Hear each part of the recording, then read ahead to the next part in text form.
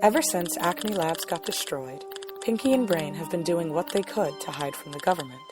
With Brain being a mouse with a very high intelligence that wanted to take over the world, why wouldn't they be after him? But sadly, of the places they could hide, it had to be ELMYRA Duff's house.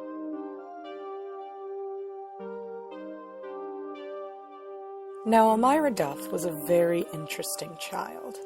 And what I mean by interesting is someone you would meet in a mental institution, especially when it came to playing games like House or Veterinarian. Someone would always end up getting hurt, leaving the little girl with no friends to play with.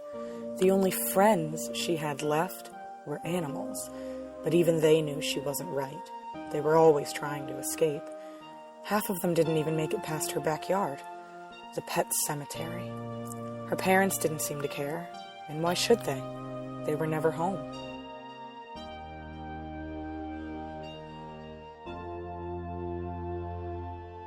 Knowing how much of a handful their daughter was, it seemed that their jobs were less stressful than handling her.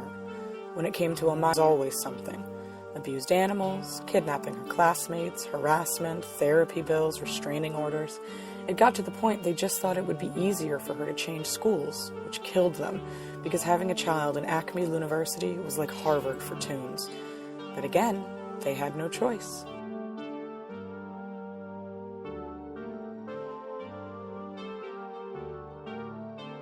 With them always being at work, ELMYRA was free to do what she wanted, including hurting animals. Her favorite animals to play with were the 2 lab mice. Brain tried any way to get out of spending time with her, but Pinky kind of liked playing with her, just as long as it didn't involve pain. The game that the devil child had in mind today involved Sky Dancer.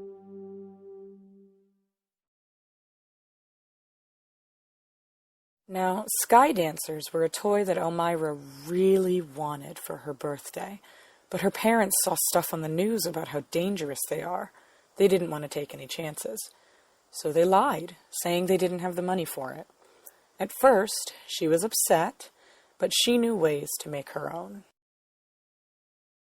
Now, in case you don't know how this toy works, it's a little fairy with plastic wings that stands on a platform. Inside the platform, there's a cord that you pull very fast, like a lawnmower, leaving the fairy to jump out and spin, letting it fly into the sky. Simple as that. So ELMYRA took one of her Barbie doll dresses and put it on Pinky. Then she took a ribbon and wrapped it several times around his waist. As she pulled it, she also threw him up in the air so hard that he hit the ceiling of her room. When he came back down, he hit the floor hard as well. The little girl had been playing this game for 10 minutes, leaving the little mouse feeling sick. He tried to beg her to stop, but she would just start crying, saying he was no fun to play with, and leaving Pinky feeling guilty and apologizing. And thus they played some more. Brain, meanwhile, was working on an invention, doing what he could to try and ignore the devil child. But it was no use. He wished he had his old life back, no government chasing him, to have a real lab again, and most importantly, just him and Pinky, no one else. That's all he asked for, all he wanted. Then he heard a crunch. When Brain turned around to see what had happened, he saw ELMYRA sitting on the floor like she had lost her balance from laughing too hard. When she got up, there lay his friend, not moving, not breathing. He quickly climbed down to make sure that he was okay, but before getting to him, ELMYRA picked Pinky up by his tail. He saw blood dripping from his limp body, and when he saw the stain on the rug, Brain's heart stopped. The little girl poked at Pinky's body, thinking he was asleep. Brain yelled at her to put him down. He tried to sound stern, but his voice cracked. Luckily, this time, she listened and did as he asked.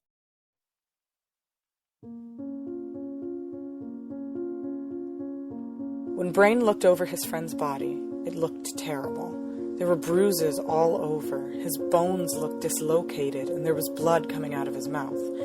He was still breathing, but it was shallow, and he looked to be just barely holding on. Pinky opened his eyes and looked up at his friend with tears, knowing this was the end. With one last breath, his last words were, "I love you, Brain." And just like that, he was gone. Brain started to cry, begging his only friend to come back. He didn't want to be alone. He didn't want to handle this monster all by himself. He needed Pinky. He needed his help. But without him, it wasn't worth it anymore. And the only thing he could do now was cry to the heavens, wishing for death as well.